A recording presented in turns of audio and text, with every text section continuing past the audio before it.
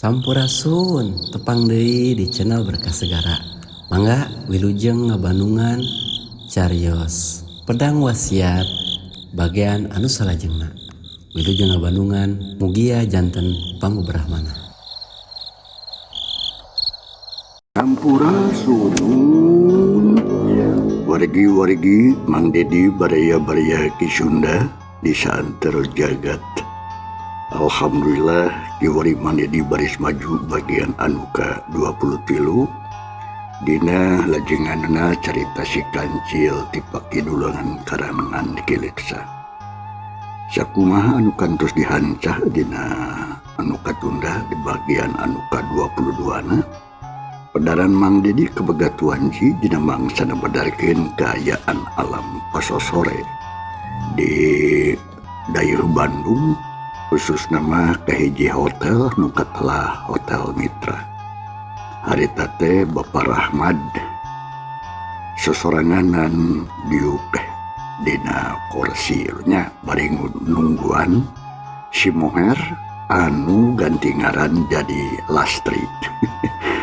Cenah mah dek ngayakeun babadamian. Kumaha tuh para pemirsa, lajenganna ieu cerita langkung paosna mah mangga urang sami-sami bandungan ku sadayana.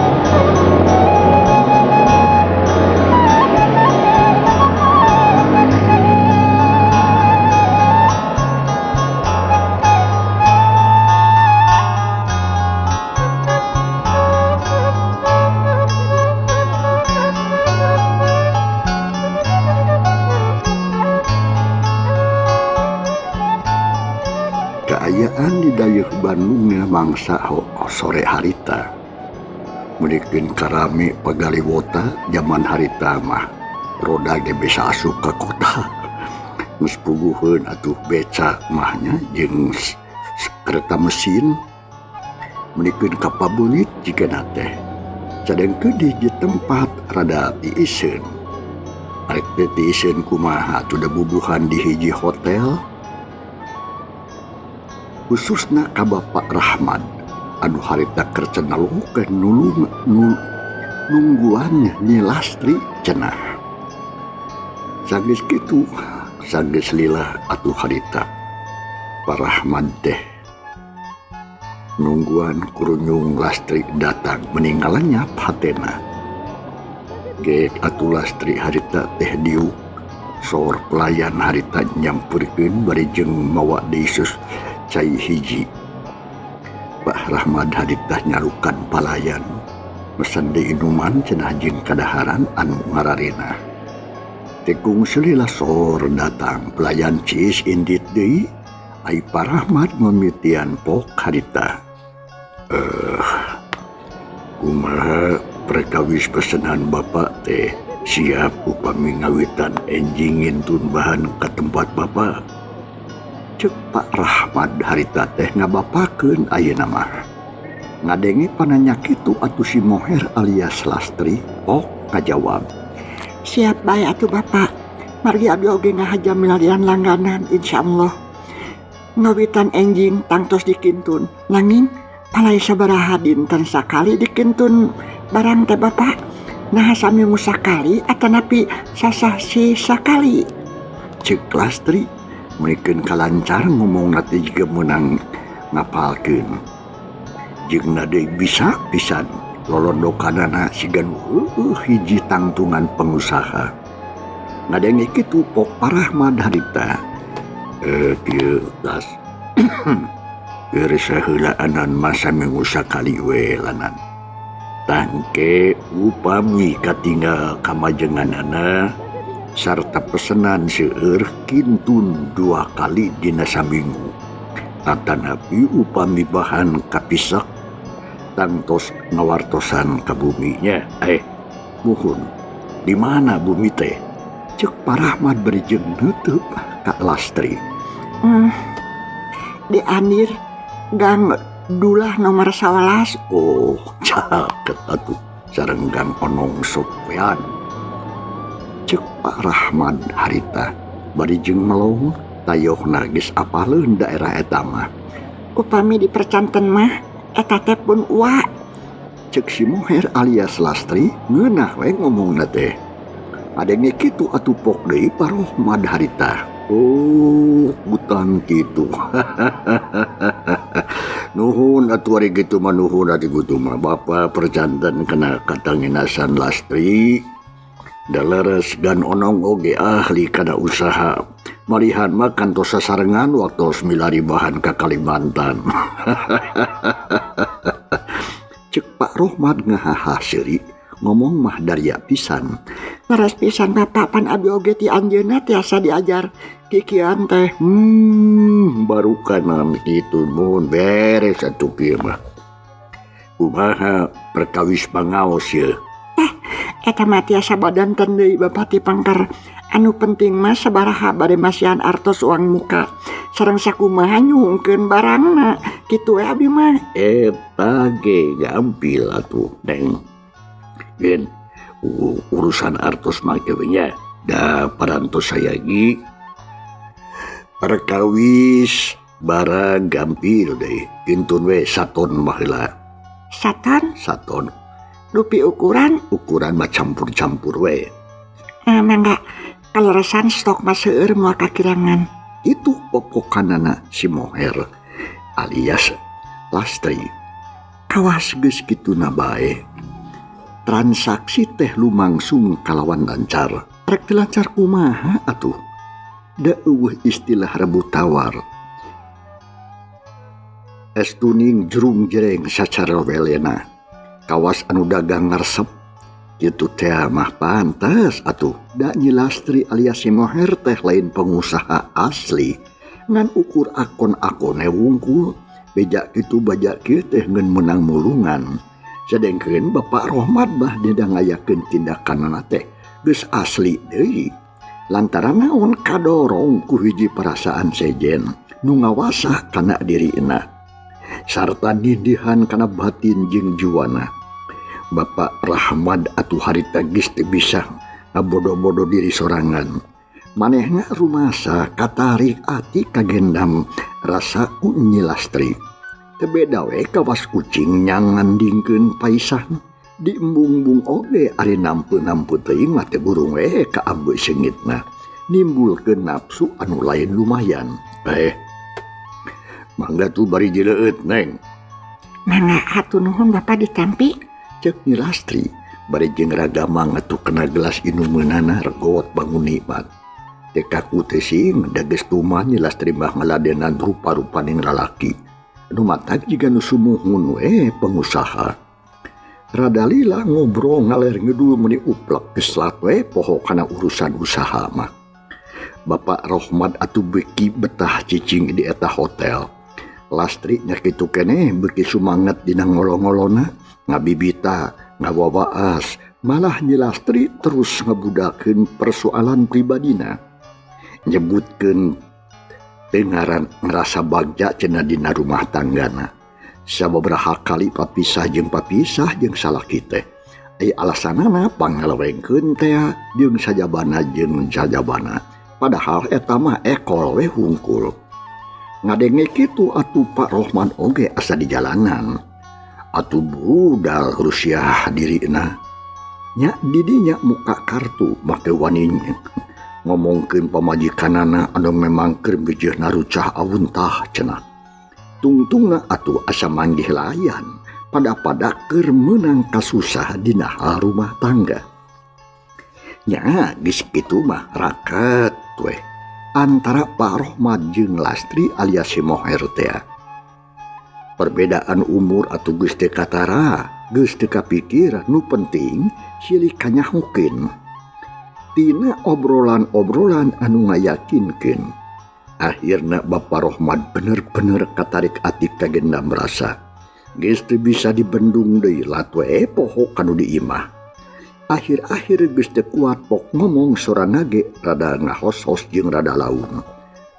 Las. Kah? Bapak teh geus pesan kamar. Maksud teh supaya jongjon sareng laluasa dina babadan tenan. Kumaha urang ngalih atuh? Cek Bapak Arman bangun teu sabar. Nya puguh Lastri teh atuh meniti sirigna surak bakat ku atoh.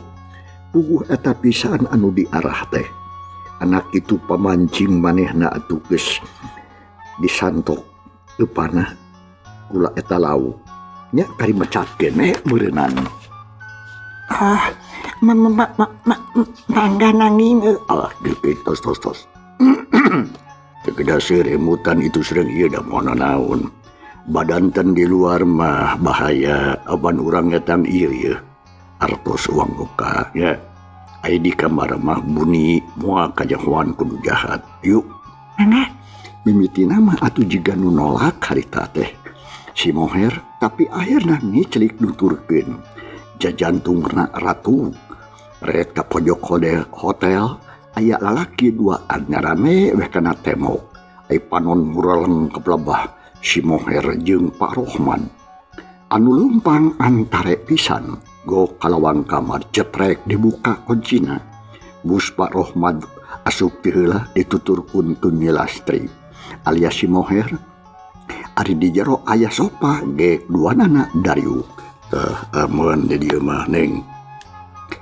Kumaha palai sabaraha artos teh? Telangkung Bapak we abdi mah. Asa aya Kang Umayar anu ngadamel sareng Kang Sator kanu kagungan barang. Ayeuna mah kieu we nyasnya. Kumaha Pak? Urusan artos mah gampang, sabaraha bayo ge ku Bapa dipasihan. Tapi naon? Pak Rohman kawas anu gugup. Rada heurin koletah rek nyebutkeun ngana teh.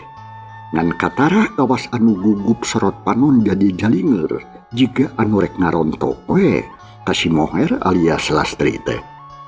Lastri lebah dia surti. Manehna mah geus apal atuh kana kayaan lalaki sarupa kitu mah. Pasti geus naik cenah meureun kana hulu. Hawa nafsuna atuh geus ngagedur moal bisa dibendung deui. Parandene kitu Lastri mah api-api we teu ngarti pok harita. Kumaha masak Bapak teh? Abdi mah teu asan ngartos. Ceuk Lastri pura-pura teu ngarti. Alah, Las. Kah? Gawas teu ngartos wae. Naon lepatna upami urang senang-senang. Apan Lastri ge nuju tunggara mana sanes? Urang duaan teh sanasib. Naon lepatna lamun urang sasarengan.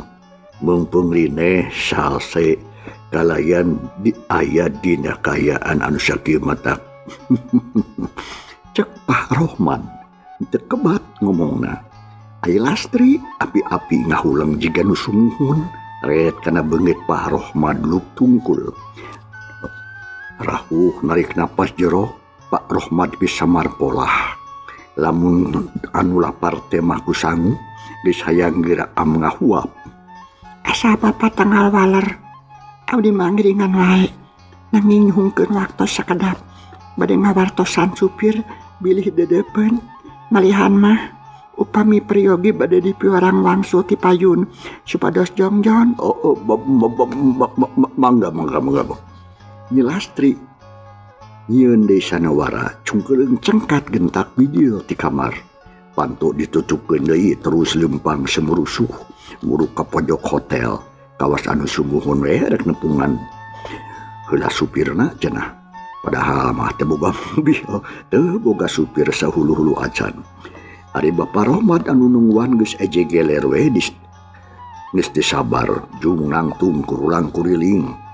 Gap kada sirah, gap kada beubeuret, kada panto renghap narik napas jero.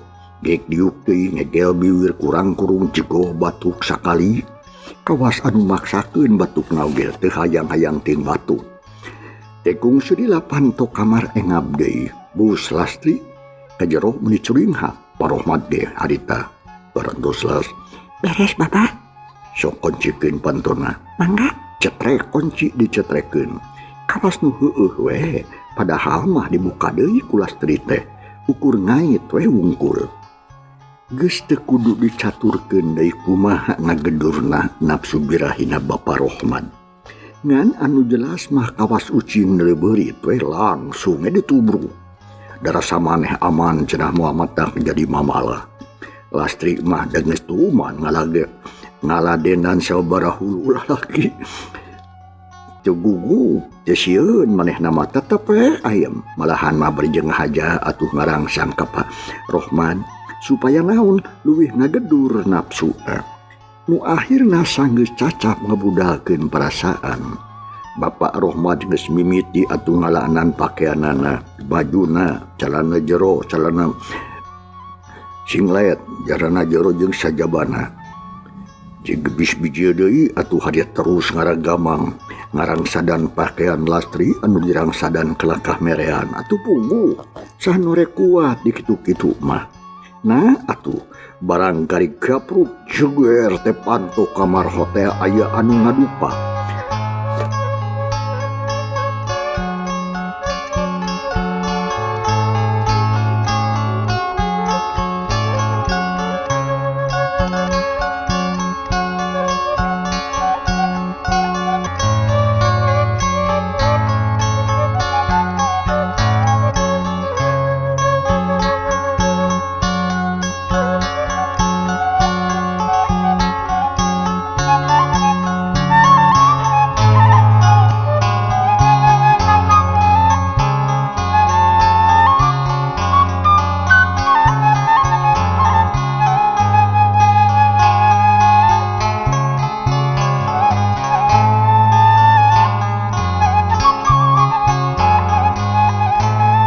Lumrah batu harita lurus dua tangtungan lalaki asup ka jero nu saurang langsung ngedokeun peso balati anu saurang deui atuh kalawan sal teh mundutkeun panto hotel cepret dikunci atuh puguh Pak Rohman atuh meribun cerik reuas nu teu aya papadana beungeut sepak leungeun ngedeg-deg sungut calangap teu soraan ari nya Lastri alias si Moher anu geus sabeuleuh genjir teu kacangsangan lamak sacuwir-cuwir asan gentak atuh ngajewang BH jeung bajuna arup dipake ngahalangan bagian awak nu kacida pentingna nangtung di pojok api-api ngadeg-deg jeung heueuh panon dibolototkeun padahal jijeunan. Sia kapan nih sia ayeuna mah nanaonan sia Lastri nanaonan sia tayuhna kapatutna sia ngan kitu we gawe teh dikira bunyi kalakuan sia teh dikira aing teh nyaho kana kalakuan sia anak kitu mah bener sia beja teh geus bukti kalawan nyata bubuk roti kana mata sia. Cek anu dodongkeun peso balati bari jeung panon melotot ka Lastri. Tapi teu lila kituna teh terus atuh mureleng ka Pak Rohman. Lastri mah ngayak-yak api-api soak. Teu wani ngomong sakemek-kemek acan. Lalaki hidung belang sia bajingan tunga bangga. Geus sabaraha kali sia ngalakukeun kieu teu unik ka si Lastri. Hayo, coba bieu. Cek nu dodongkeun peso balati bari panon melotot. Eta jalma teh yalian iwati si Somen. Ampun. Dan sekali-kali acan. Cek Pak Rohman hadita gugup. Dan memang karek diarek prak teteh keprego manten. Mana temen hanjakana Pak Rohman. Bohong sia. Di mana ya bangsat ngaku? Bener. Ayeuna ge karek. Geus ku aing kaharti sia ayeuna aing arek nanya. Kasia, mending digorok cikorok ku aing, mending dipejakeun ka pamajikan anjeun. Jawab sia. Kitu cek si Somed. Bari jeung tetep ngadongkeun pesona kana cikorok Pak Rohman. Nyapugu Bapak Rohman ngajenghok dua nana oge eueuh piliheun digorok tikoro hartina kudu daek pae dibejakeun ka pamajikanana meureun teu kasawang kumaha pibalukarinana dikamanakeun beungeut. Jawab sama ampun pilieun. Kula hayang hirup ulah dipayan, oge ulah dibejakeun kanu diimah ka pamajikan. Kula ampun teu sanggup. Heug. Tapi kudu aya gantina. Kahiji urut karugian si Lastri anu rek digadabah ku sia. Kadua duit tebusan minangka tebusan nyawa pek rek mere sabaraha kaing. Ceuk si Somed babarieun pisan atuh ngancamna teh. Dua naon? 2.000. Naon? 2.000. Nguh, dikira arek meuli oncom aing mah teu butuh duit ku sakitu sia. Mending keneh modaran sia imah heug ku aing sia moal dipodaran. Rek dibere hirup tapi ayakeun duit 1 juta. Kebeg atuh harita. Pak Rohman ngakebeg satakar kebeg. Duit 1 juta zaman harita mah saha nu boga. Iwati walana we anu harita kumawa sakenne di lemah cai. Bapak Rohman atuh duit 1 juta mah kudu ngajual naon boa. Ku Pak Rohman oge teu kapikir. Nah sia kalah ngahuleng. Si Somed nanya deui bari panon melong.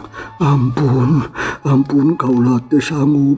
Teu naon, cek dewek ge da moal maksa aing mah. Ngan wayahna eta buheung arek diteuk ku aing di dieu. Aduh, ampun. Ulah pituku kumaha. Mun damai kumaha sia goblok. Dipindah sakitu geus teu sanggup sia. Duit nu aya dina kantong top cokot. Sesana minta dikredit we unga bulan. Sabab kula teu boga ari duit sakitu mah. Kumaha bos? Cek si Somed bari ngareret ka si Peci. Pajarekan si Peci bosna. Anu disebutna bos harita mah si Peci pisan atuh puguh helian. Irung si Peci teh meni rebeh-rebeh. Atoh disebut bos kitu teh. Ane kitu kudu. Tapi kudu aya jaminan. Aya perjanjian. Cuk si Peci tegas. Bagus lah. Satuju bos. Lelaki hidung elang.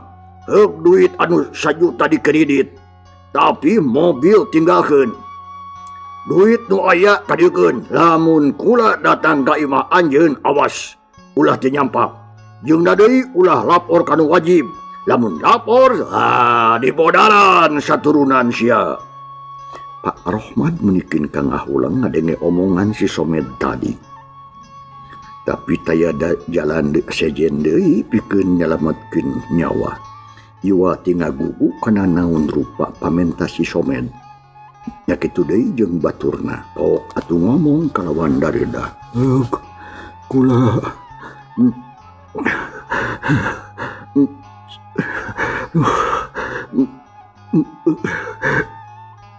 kaula satuju lu tungkul kaduhung nage segede gunung hanjakal segede genang bet babarik kapati-pati ku istri gampang kagoda ku wanita geuning kieu kajadianana geuning kieu badukarna. Si Somed teu ngomong deui sanggeus kitu mah langsung ngajuang tasna atuh Bapak Rohman anu di jerona duit jeung surat-surat. Duit dicokot kabeh, surat-suratna harita anu di jero harita kene diudulkeun, anu teu dipika butuh mah teu dibawa. Surat-surat anu kacida pentingna anu diperlukeun mah ku Pak Rohman dirawatane ku si Somed teh. Bisi engke cenah Pak Rohman teu ngagugu kana naon rupa anu dijanjikeun babarikna ngagugatna. Nanti mantuk sia. Ya mantuk. Mantuk sia jeung aing. Pake baju. Cek si Somed bari jeung mureleng ka Lastri. Atuh Lastri teh menikeun ka ngarenjang. Rap make baju semurusuh. Ari pek teh dibalik. Kapaksa atuh dibuka deui. Ret deui ka Pak Rohman. Beungeutna meuni pias bari jeung ngelunguk tungkul. Sanggeus barang-barang berharga dikukud ku si Somed. Kunci mobil jeung surat-surat nu oge dibawa. Terus si Somed ngagiringkeun Lastri harita keneh. Ditema dituturkeun ku si Peci. Sanggis keluar sarerea jepret pantun dikunci di luar. Tapi kunci nama digantelkeun we di dinya teu di bawah bisi Parohmad teu bisa bijil. Si Somed ngarendeng jeung awewe nu ngaran Lastri alias si Moher. Lastri mah ngaran samaran dan heueuna masih Moher teh apok si Somed harita ngomong, "Ampura jainya ku akang disentak yeuh. Akang ge ngomong kasar ka nyai." Akan baiklah, da teh masana wara abdi ge ngarti ngan kuring era di lajoanan di luar dina kayaan tataranjang. Jeung Lastri bari jeung kalamas kelemes najan sok ngabangor oge kitu-kitu teuing mah da. Era we ongkoh. Keun bae sakudung jeung depan bistuman lain. Geus era ku batur kancangan lempangna bisi Parohmad bijil manten. Iluan lempang rusuh muru kalawang. Di pintu gerbang atuh ngarandeg heula sakedeung. Si Moher laporan ke petugas kasir bebenya yen kamar jeung sagarupana geus didahar ku manehna. Tagih bae cenah ka Parohmad. Petugas teu ngomong, da memang geus nyahueun yen Lastri teh tadi bebarengan jeung Parohmad. Keur mah eukeur tiluanana atuh teu nyurigakeun jiga baturna we harita teh. Sanggeus aya di buruan hotel, si Somed pok harita. Saha nu bisa nyupiran? Si balat balagung lain nyupiran atuh nyupiran meureun. Sia teh salah saut di kampung we atuh. Saha? Nyi Lastri arek.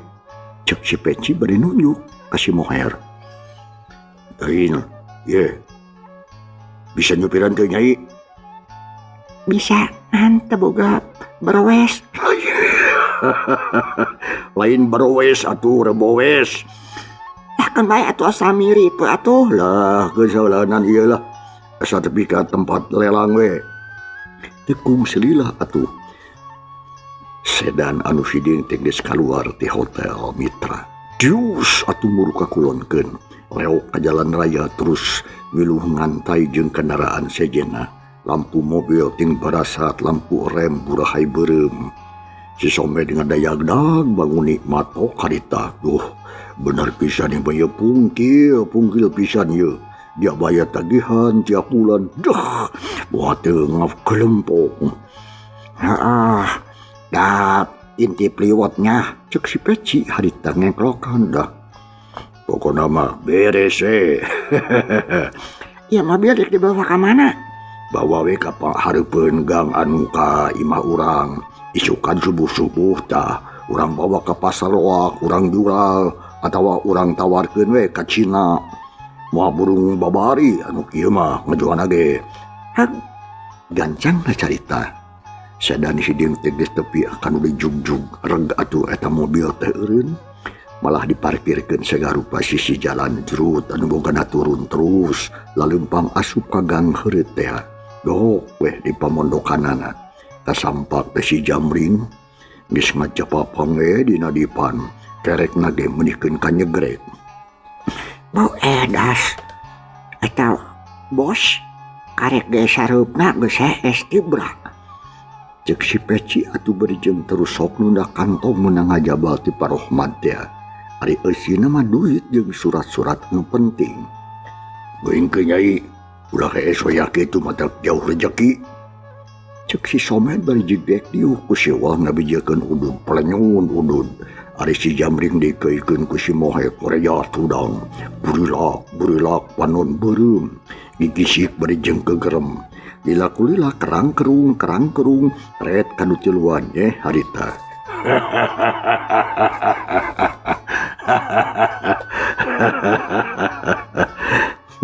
Geuning geus daratang euy kumaha hasil?